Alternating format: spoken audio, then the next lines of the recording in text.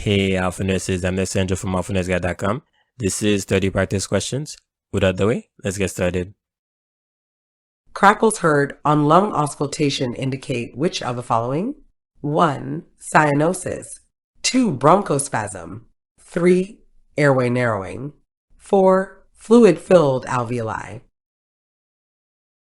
The correct answer is 4. Fluid-filled alveoli. Rationale. Crackles are auscultated over fluid-filled alveoli.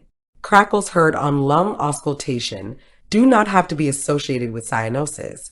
Bronchospasm and airway narrowing generally are associated with wheezing sounds. Which of the following is an expected outcome when a client is receiving an IV administration of furosemide? 1. Increased blood pressure. 2. Increased urine output. 3. Decreased pain. 4. Decreased premature ventricular contractions. The correct answer is 2. Increased urine output. Rationale. Furosemide is a loop diuretic that acts to increase urine output. Furosemide does not increase blood pressure, decrease pain, or decrease arrhythmias. Which of the following comments indicates that a client understands the nurse's teaching about sertraline? 1. Zoloft will probably cause me to gain weight. 2. This medicine can cause decreased libido. 3. Dry mouth is a permanent side effect of Zoloft. 4. I can take my medicine with St. John's wort. The correct answer is 2. This medicine can cause decreased libido. Rationale.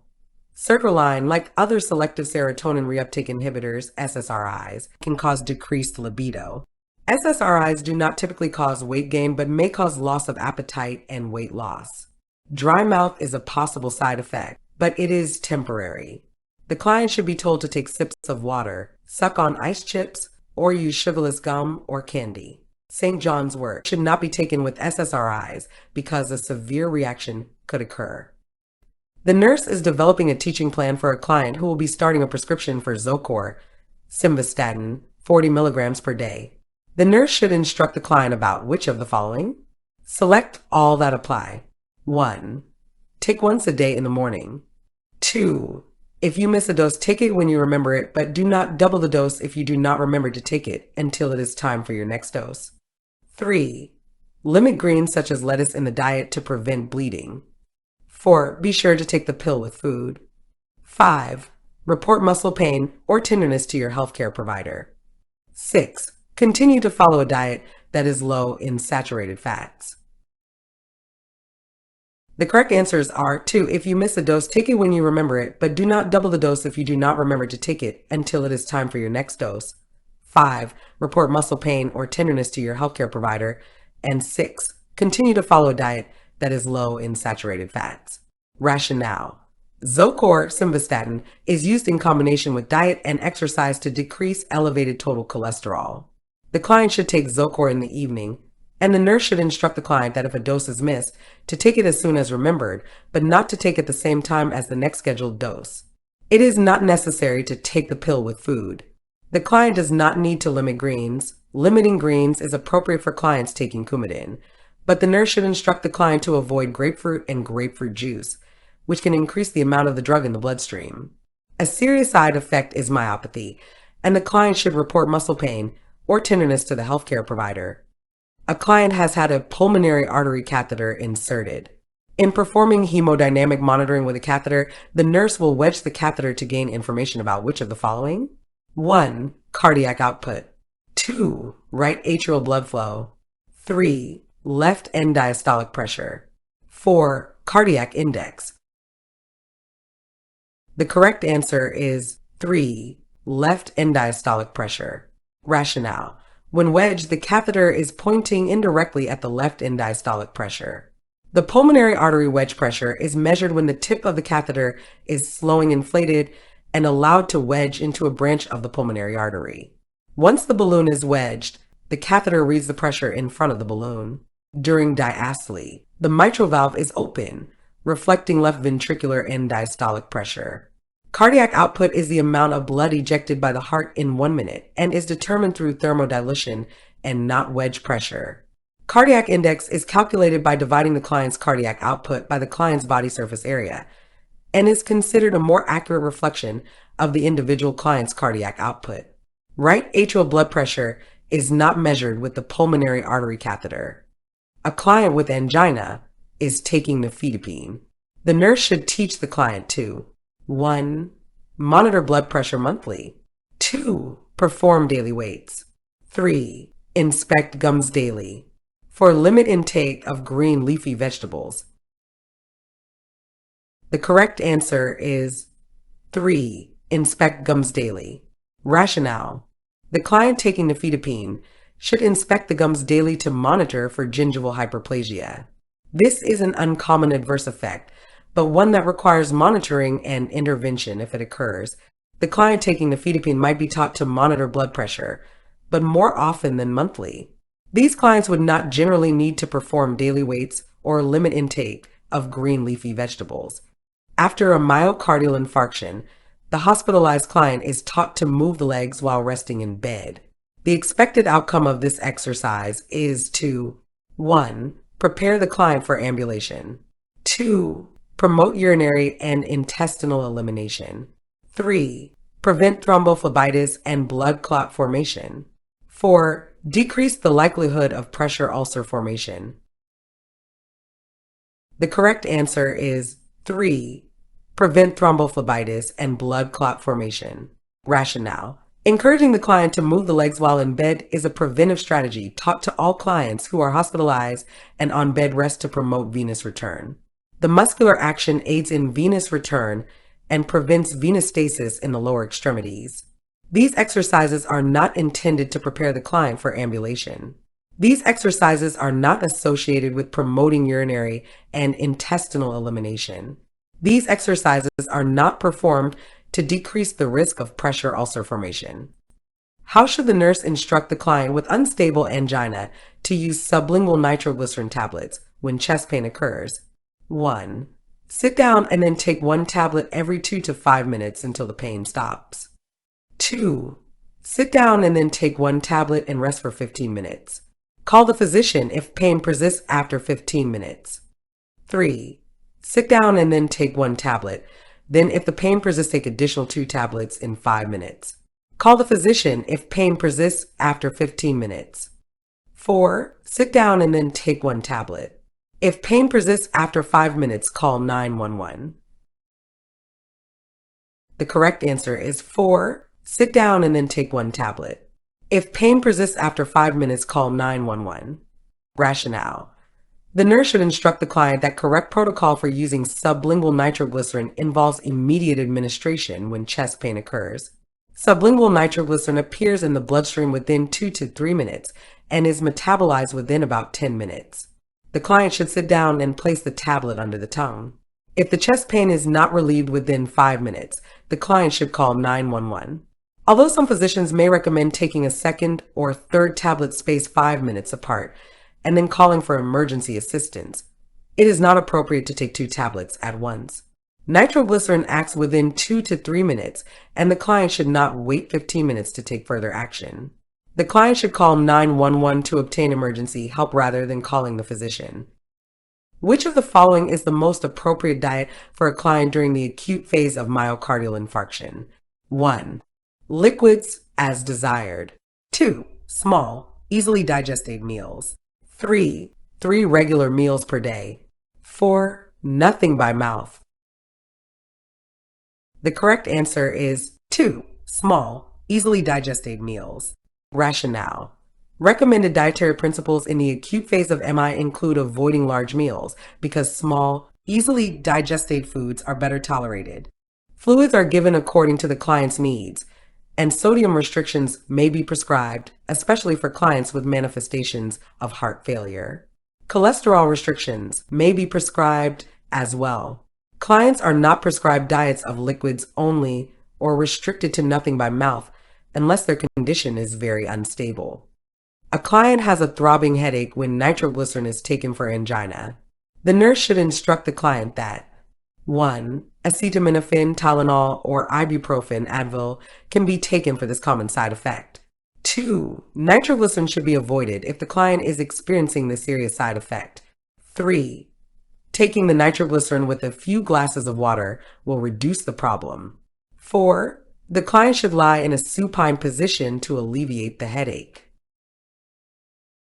The correct answer is 1. Acetaminophen, Tylenol, or ibuprofen, Advil can be taken for this common side effect. Rationale. Headache is a common side effect of nitroglycerin that can be alleviated with aspirin, acetaminophen, or ibuprofen. The sublingual nitroglycerin needs to be absorbed in the mouth, which will be disrupted with drinking. Lying flat will increase blood flow to the head and may increase pain and exacerbate other symptoms, such as shortness of breath. The nurse is caring for a client who recently experienced a myocardial infarction and has been started on clopidogrel, Plavix. The nurse should develop a teaching plan that includes which of the following points? Select all that apply. 1. The client should report unexpected bleeding or bleeding that lasts a long time. 2. The client should take Plavix with food. 3. The client may bruise more easily and may experience bleeding gums. 4. Plavix works by preventing platelets from sticking together and forming a clot. 5. The client should drink a glass of water after taking Plavix. The correct answers are 1. The client should report unexpected bleeding or bleeding that lasts a long time. 3. The client may bruise more easily and may experience bleeding gums. And 4. Plavix works by preventing platelets from sticking together and forming a clot. Rationale. Plavix is generally well absorbed and may be taken with or without food. It should be taken at the same time every day, and while food may help prevent potential GI upset, food has no effect on absorption of the drug. Bleeding is the most common adverse effect of Plavix. The client must understand the importance of reporting any unexpected, prolonged, or excessive bleeding, including blood in urine or stool. Increased bruising and bleeding gums are possible side effects of Plavix. The client should be aware of this possibility. Plavix is an antiplatelet agent used to prevent clot formation in clients that have experienced or are at risk for myocardial infarction, ischemic stroke, peripheral artery disease, or acute coronary syndrome. It is not necessary to drink a glass of water after taking Plavix. As an initial step in treating a client with angina, the physician prescribes nitroglycerin tablets, 0.3 milligrams given sublingually. This drug's principal effects are produced by 1. Antispasmodic effects on the pericardium. 2. Causing an increased myocardial oxygen demand. 3. Vasodilation of peripheral vasculature. 4. Improved conductivity in the myocardium. The correct answer is 3. Vasodilation of peripheral vasculature. Nitroglycerin produces peripheral vasodilation, which reduces myocardial oxygen consumption and demand.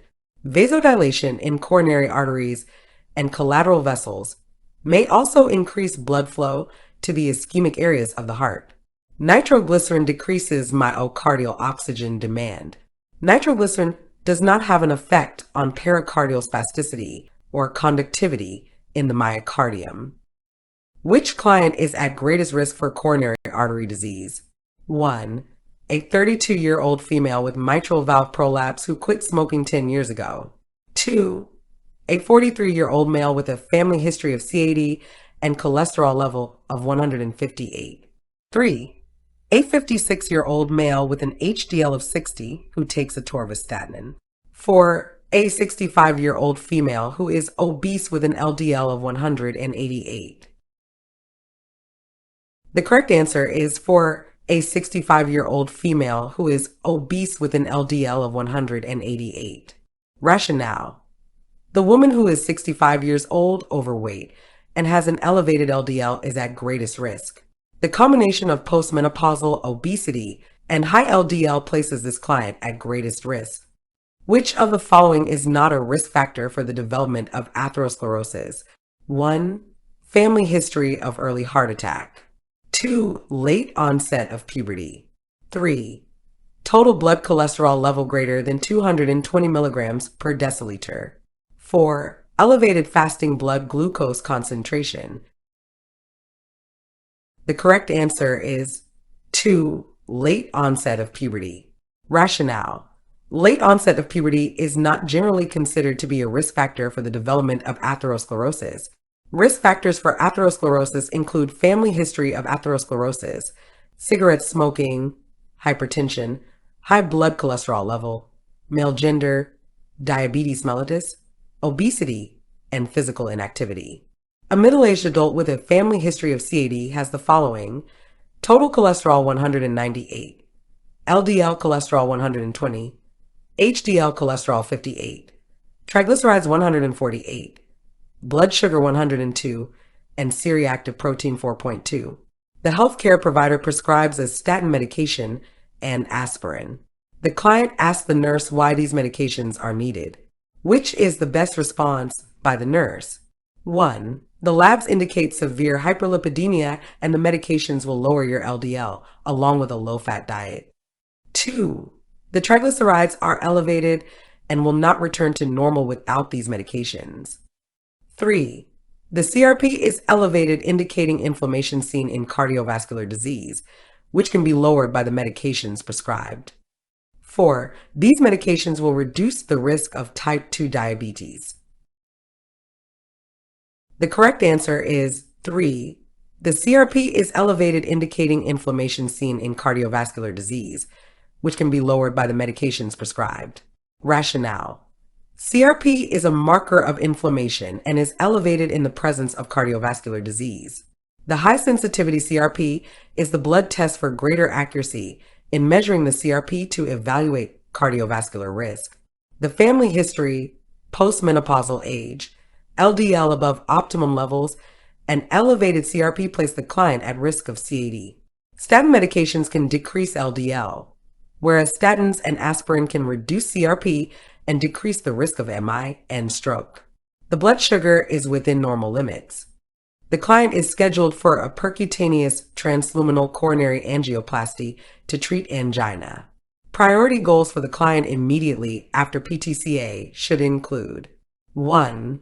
Minimizing dyspnea. 2. Maintaining adequate blood pressure control. 3. Decreasing myocardial contractility. 4. Preventing fluid volume deficit. The correct answer is 4. Preventing fluid volume deficit. Rationale. Because the contrast medium used in PTCA acts as an osmotic diuretic, the client may experience diuresis with resultant fluid volume deficit after the procedure. Additionally, potassium levels must be closely monitored because the client may develop hypokalemia due to the diuresis. Dyspnea would not be anticipated after this procedure.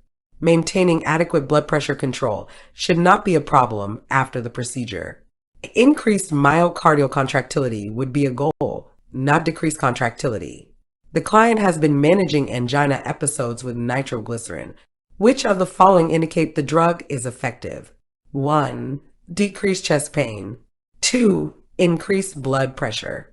3. Decreased blood pressure. 4. Decreased heart rate.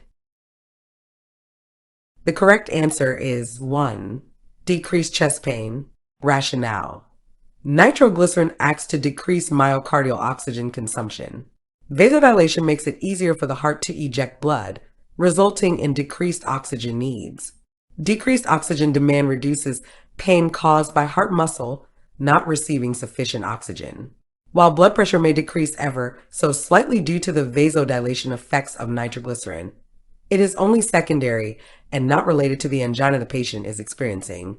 Increased blood pressure would mean the heart would work harder, increasing oxygen demand and thus angina. Decreased heart rate is not an effect of nitroglycerin. The physician refers the client with unstable angina for a cardiac catheterization. The nurse explains to the client that this procedure is being used in this specific situation to: 1. Open and dilate blocked coronary arteries. 2. Assess the extent of arterial blockage. 3. Bypass obstructed vessels. 4. Assess the functional adequacy of the valves and heart muscle. The correct answer is 2. Assess the extent of arterial blockage. Rationale. Cardiac catheterization is done in clients with angina primarily to assess the extent and the severity of the coronary artery blockage. A decision about medical management, angioplasty, or coronary artery bypass surgery will be based on the catheterization results. Coronary bypass surgery would be used to bypass obstructive vessels. Although cardiac catheterization can be used to assess the functional adequacy of the valves and heart muscle. In this case, the client has unstable angina and therefore would need the procedure to assess the extent of arterial blockage. If the client displays risk factors for coronary artery disease, such as smoking cigarettes, eating a diet high in saturated fat, or leading a sedentary lifestyle, techniques of behavior modification may be used to help the client change the behavior. The nurse can best reinforce new adaptive behaviors by 1. Explaining how the risk factor behavior leads to poor health. 2. Withholding praise until the new behavior is well established. 3. Rewarding the client whenever the acceptable behavior is performed. 4. Instilling mild fear into the client to extinguish the behavior. The correct answer is 3. Rewarding the client whenever the acceptable behavior is performed. Rationale. A basic principle of behavior modification is that behavior that is learned and continued is behavior that has been rewarded. Other reinforcement techniques have not been found to be as effective as reward. Which of the following symptoms should the nurse teach the client with unstable angina to report immediately to the physician? 1. A change in the pattern of the chest pain. 2. Pain during sexual activity. 3. Pain during an argument. 4. Pain during or after a physical activity. The correct answer is 1. A change in the pattern of the chest pain. Rationale. The client should report a change in the pattern of chest pain. It may indicate increasing severity of coronary artery disease. Pain occurring during stress or sexual activity would not be unexpected, and the client may be instructed to take nitroglycerin to prevent this pain. Pain during or after an activity, such as lawn mowing, also would not be unexpected.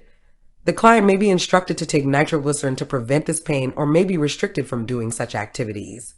Alteplase recombinant or tissue plasminogen activator, TPA, a thrombolytic enzyme, is administered during the first 6 hours after onset of myocardial infarction to 1. Control chest pain. 2. Reduce coronary artery vasospasm. 3. Control the arrhythmias associated with MI. 4. Revascularize the blocked coronary artery.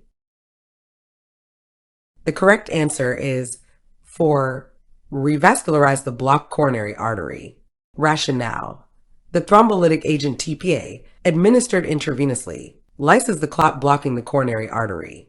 The drug is most effective when administered within the first 6 hours after onset of MI. The drug does not reduce coronary artery vasospasm. Nitrates are used to promote vasodilation.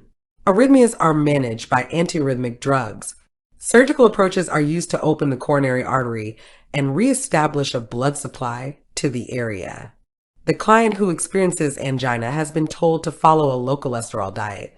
Which of the following meals would be best? 1. Hamburger, salad, and milkshake. 2. Baked liver, green beans, and coffee. 3. Spaghetti with tomato sauce, salad, and coffee. 4. Fried chicken, green beans, and skim milk. The correct answer is 3. Spaghetti with tomato sauce, salad, and coffee. Rationale. Pasta, tomato sauce, salad, and coffee would be the best selection for the client following a low cholesterol diet. Hamburgers, milkshakes, liver, and fried foods tend to be high in cholesterol. After the administration of TPA, the nurse should 1. Observe the client for chest pain. 2. Monitor for fever. 3. Review the 12-lead electrocardiogram, ECG. 4. Auscultate breath sounds. The correct answer is 1. Observe the client for chest pain. Rationale. Although monitoring the 12-lead ECG and monitoring breath sounds are important, observing the client for chest pain is the nursing assessment priority because closure of the previously obstructed coronary artery may recur. Clients who receive TPA frequently receive heparin to prevent closure of the artery after administration of TPA. Careful assessment for signs of bleeding and monitoring of partial thromboplast in time are essential to detect complications. Administration of TPA should not cause fever. Following diagnosis of angina pectoris, a client reports being unable to walk up 2 flights of stairs without pain. Which of the following measures would most likely help the client prevent this problem? 1. Climb the steps early in the day. 2. Rest for at least an hour before climbing the stairs. 3. Take a nitroglycerin tablet before climbing the stairs. 4. Lie down after climbing the stairs. The correct answer is 3. Take a nitroglycerin tablet before climbing the stairs. Rationale. Nitroglycerin may be used prophylactically before stressful physical activities, such as stair climbing, to help the client remain pain-free. Climbing the stairs early in the day would have no impact on decreasing pain episodes.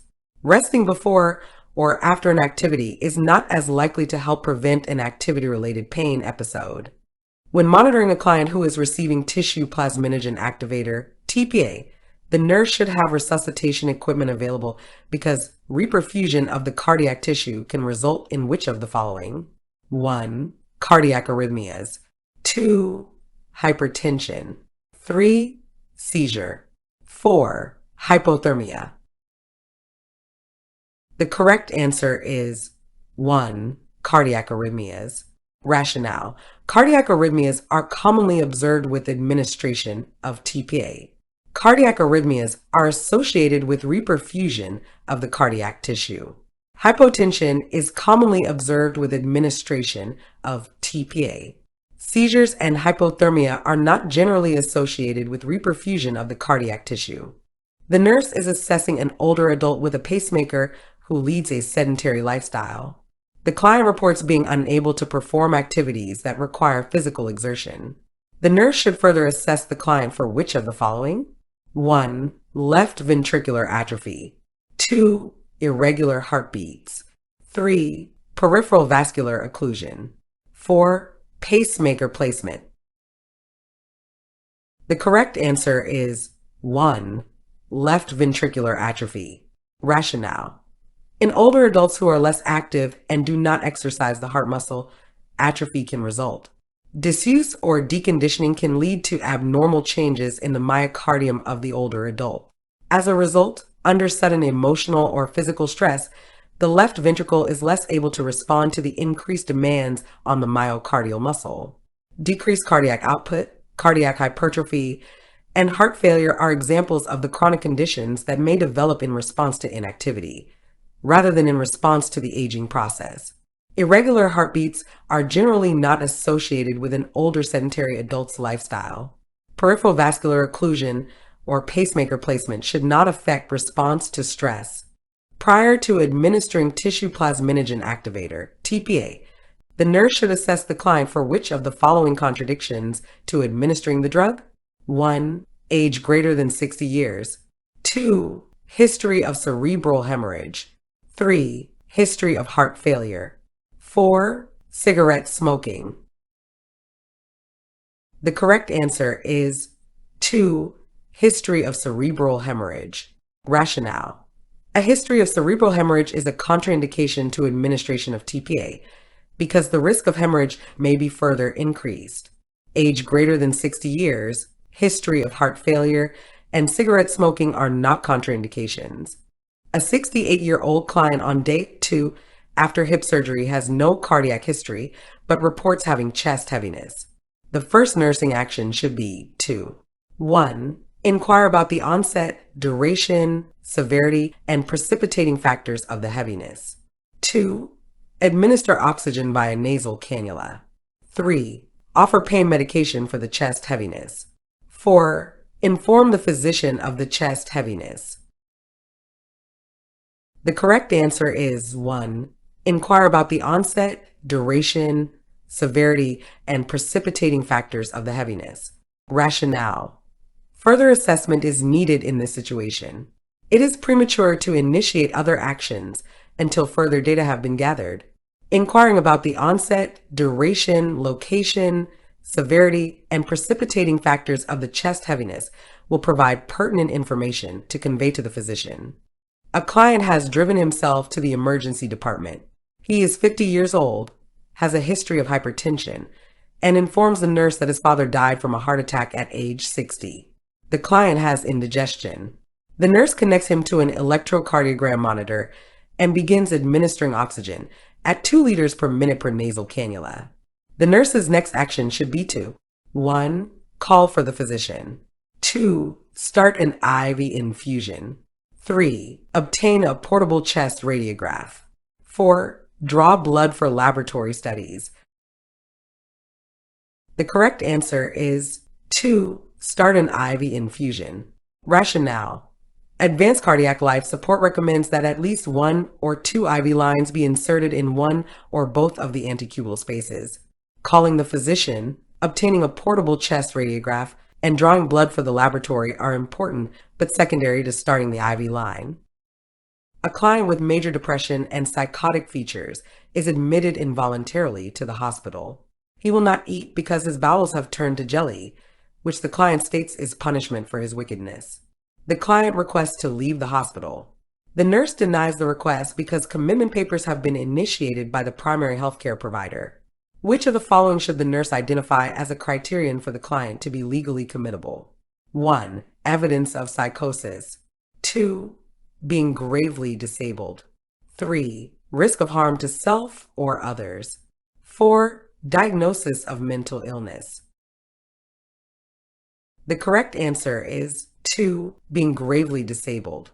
Rationale. Criteria for commitment include being gravely disabled and posing a harm to self or others.